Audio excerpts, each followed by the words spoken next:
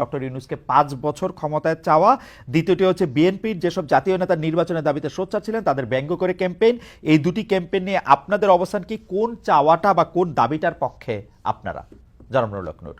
আপনার যে প্রশ্নটা করেছিলেন যে ডক্টর ইউনূসকে 5 বছর নির্বাচিত সরকারে পাওয়ার একটা আকাঙ্ক্ষা আমাদের এই আন্দোলনের, বিশেষ করে ছাত্র আন্দোলনের একজন পরিচিত ছাত্র নেতা তিনি ফেসবুকে স্ট্যাটাস দিয়েছিলেন, যেটা কি মূলত অনেকে ভেবেছে যেহেতু তার সোশ্যাল মিডিয়াতে একটা বড় ফ্যান ফলোয়ার্স আন্দোলন কেন্দ্রিক আছে, অনেকে সেটা কপি করেছে, প্রচার করছে, ভাবছে যে যেহেতু তারা এই আন্দোলনের একটা পরিচিত মুখ বা পরিচিত নেতা, কাজে এটা হয়তো তাদের দৃষ্টিভঙ্গি, এবং যেহেতু তাদের মধ্যে আবার সরকারেও তাদের দুজন এখনো প্রতিনিধি আছে, 3 জন ছিল, একজন পদত্যাগ করে দল গঠন করেছে, অনেকে ভেবেছে তাহলে এটা বোধহয় এই সরকার ছাত্র নেতা তাদের একটা মনোভাব, তো কাজে এইটাকে পাবলিকলি এন্ডোর্স করা বা এটার পক্ষে জনমত গঠন করা, এইরকম ভাবেও কেউ কেউ ক্যাম্পেইনটা করতে পারে। তবে এটার সরকারের পক্ষ থেকেও জানানো হয়েছে যে এই ধরনের চিন্তা ভাবনা তাদের নাই।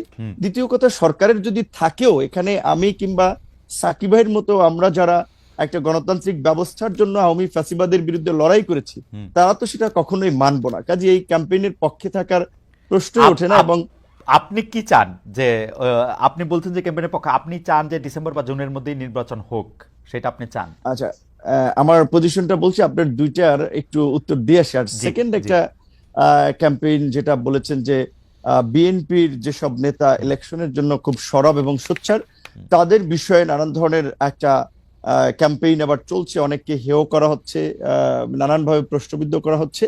এটা কিছু লোক এগুলো ছড়াচ্ছে, কেউ কেউ রাজনৈতিক ইন্টেনশন থেকে, কেউ কেউ তাদের নিজেদের একটা ফায়দা নেওয়ার জন্য। ধরেন যখন একটা অনির্বাচিত সরকার থাকে তখন কিন্তু কিছু লোকেদের কদর বাড়ে, কিছু লোক সুযোগ সুবিধা নিতে পারে, কাজেই সেই কমিউনিটির লোকজন কিংবা সেই গ্রুপটা তো চাবে যে এই ধরনের একটা সরকারকে জগা খিচুড়ি কিংবা এই ধরনের একটা মানে জনপ্রতিনিধিবিহীন ইলেকশনবিহীন যদি সরকার রাখা যায় তাহলে তো সেখান থেকে তারা ফায়দা টাদা নিতে পারছে, তারা ব্যবসা বাণিজ্য, কেউ কেউ দল গঠন করতে চাইলে বা দল করতে চাইলে সেখানে তারা সময়টাকে কাজে লাগাতে পারছে। এই ধরনের পক্ষে থাকা একটা শ্রেণীর একটা অংশের লোকজনের অস্বাভাবিক নয়। আবার ধরেন ইউনূসের মতো একজন ব্যক্তি যার এরকম একটা গ্রহণযোগ্যতা, এবং আপনি লক্ষ্য করেছেন যে ডক্টর ইউনূসকে যখন আওয়ামী লীগের আমলে হ্যারাস করা হচ্ছে, মামলা দিয়ে অপমান করা হচ্ছে, সেগুলোর বিরুদ্ধে বলতে গেলে একমাত্র অফিসিয়ালি আমি এবং আমাদের দল থেকে আমরা রাজপথে মশাল মিছিল থেকে প্রতিবাদও করেছি, তার পক্ষে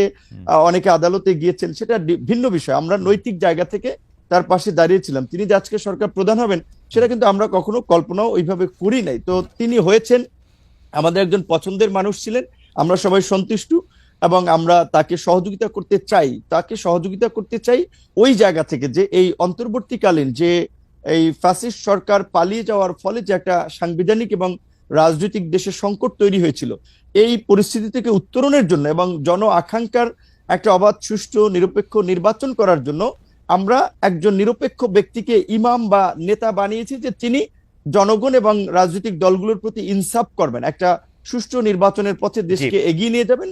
এবং আমাদের যে প্রত্যাশা যে রাষ্ট্রের কিছু মৌলিক সংস্কার, যেটা গত 16 বছরে আওয়ামী লীগ রাষ্ট্রের চরিত্রটাকে নষ্ট করে একটা ফ্যাসিবাদী রাষ্ট্রে পরিণত করেছে, সেই সংস্কারের জন্য আমরা বলেছি যতটুকু সময়ের প্রয়োজন সেই সময়টুকু সকল রাজনৈতিক দল, আমরা যারা গণতন্ত্রের জন্য লড়াই সংগ্রাম করেছি, ফ্যাসিবাদের আমলে লড়াই সংগ্রাম করেছি, তারা দিতে চাই।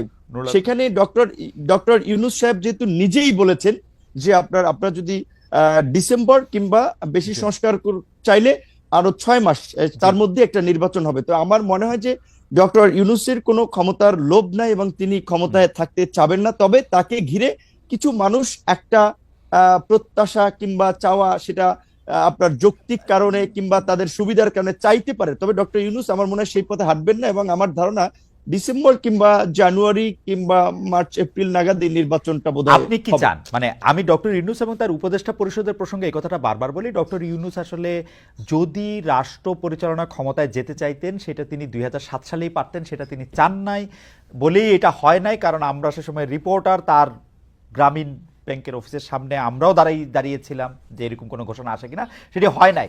পরে তিনি রাজি হয়েছেন, তিনি কিন্তু এখনো আসলে ছাড়তেই চান। আপনি কি চান বা তার উপদেষ্টা পরিষদের অনেকেও রাইট, এইখানেই আমি একটু একটা কথা বলা দরকার আপনার এই প্রোগ্রামের মাধ্যমে অডিয়েন্সদেরকেও। দেখেন, এখন ডক্টর মোহাম্মদ ইউনূস চাচ্ছেন না, আমরা যতদূর ওটাও জানি স্বাভাবিকভাবে তিনি একেবারেই ইলেকশন দিয়ে এই বিতর্কের মধ্যে ঢুকবেন না, এবং একটা রাজনৈতিক উত্তরণের জন্য তিনি দ্রুত ইলেকশন দিতে চান।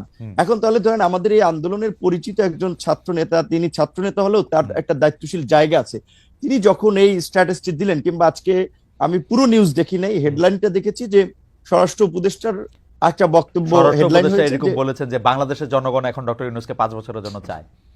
Right right. জি। তো এখন এইটা আপনার আমি বলাটা এক ধরনের, আরেকজন বলাটা এক ধরনের, এক সরকারের একজন উপদেষ্টা বলা কিন্তু অন্য মিন করে। তো তারা এই যে কিছু লোক যে ডক্টর ইউনূসের ঘাড়ে আবার বন্দুক রেখে নিজেদের ফায়দার জন্য একটা রাজনৈতিক, আমি মনে করি আরেকটা জটিলতা তৈরি করার চেষ্টা করছে, কিংবা দেশের মধ্যে আরেকটা অস্থিরতা তৈরির চেষ্টা করছে। কারণ স্বাভাবিকভাবে আমরা যারা গণতন্ত্র, ভোট এবং নির্বাচনের জন্য শেখ হাসিনার এই ফ্যাসিবাদের বিরুদ্ধে 16 বছর লড়াই করেছি, তারা তো যত দ্রুত সম্ভব একটা গণতান্ত্রিক ব্যবস্থার পুনঃপ্রবর্তন চাই, এটাও তো রাষ্ট্রের সংস্কারের একটা অংশ। সেই ক্ষেত্রে ইউনূস স্যার যেখানে বলেছেন ডিসেম্বরের মধ্যে কিংবা প্লাস মাইনাস 6 মাস, সেক্ষেত্রে আমি মনে করি এখন যেহেতু আমাদের সংস্কার কমিশনের, জাতীয় ঐক্যমত্য যে কমিশন, তারা ইতিমধ্যেই সংস্কার নিয়ে রাজনৈতিক দলগুলোর সাথে সমঝোতার সংলাপ শুরু করেছে, সেক্ষেত্রে সরকার যদি চায় তাহলে ডিসেম্বরের মধ্যে নির্বাচন হতে পারে, সেটা কিন্তু অস্বাভাবিক না। আর নির্বাচনটা যত তাড়াতাড়ি হবে সেটা দেশের জন্য মঙ্গল হবে। নির্বাচনবিহীন দেশের গণতন্ত্র, স্বাধীনতা, সার্বভৌমত্ব নিরাপদ নয়। আমরা